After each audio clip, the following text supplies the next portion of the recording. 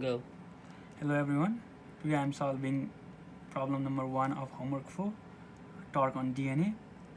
This problem gives us the restoring torque which depends on temperature and theta. These constant are K0 and K1. For the first part, it asks us to find the expression for delta G. So, our delta G depends on temperature, pressure, number of particles and angle theta.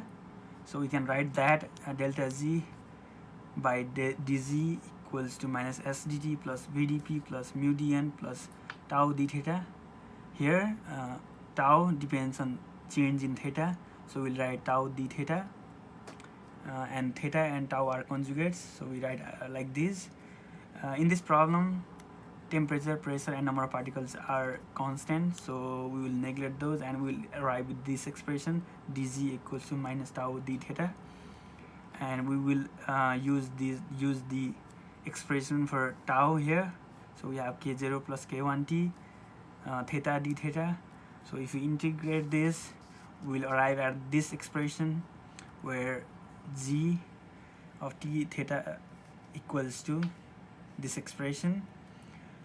So yeah, we got the delta z. So now we are asked to find delta S over delta T at constant temperature and pressure using Maxwell relation. So in order to derive the Maxwell relation, we need to first know Euler's reciprocal rule. So this expression gives us the Euler's reciprocal rule, where delta square G over del theta del T equals del square G over del T del theta. And when we apply this, when we expand this, we'll arrive at this expression.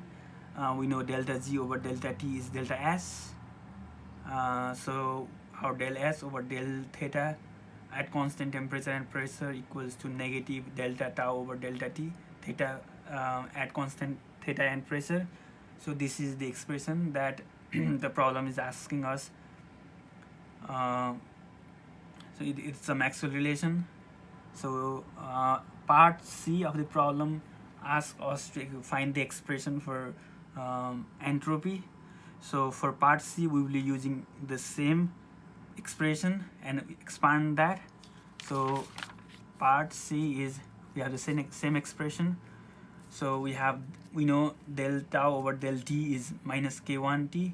When we take the derivative of del tau with respect to temperature, we'll get minus k1 theta. And when we do the integral, we will arrive at this expression. So as theta, the entropy in terms of theta, so minus k1 theta square over 2. Part D of the expression, part D of the problem asks us about the enthalpy. So we will start with Gibbs free energy again. So we have dg equals to dh minus tds minus sdt at constant temperature and pressure. That means our temperature term will go away and we are just left with dh minus tds. If we take the derivative with respect to theta, we'll arrive at this expression. We know del z over del theta is tau, del s over del theta is k1 theta, and if we rearrange all the math and substitute for tau, we will arrive at this expression. And if we take the integral of these two expressions, we will have del h equals to k naught theta square over 2. So our enthalpy depends on theta. So this is our expression for enthalpy. And for the part E, it asks us to find what values of k naught, k1 and t will this torsional retractive force be entropy driven.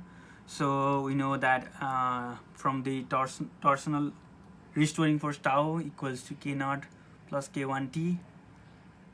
So if we plug in the expression for theta square from this expression, we will have k naught plus k1t over 2s over minus k1.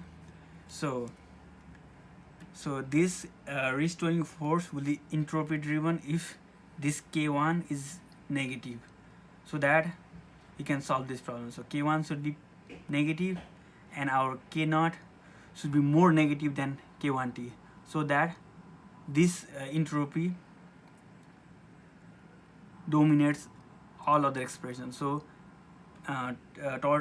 restoring torque is entropy driven. Thank you.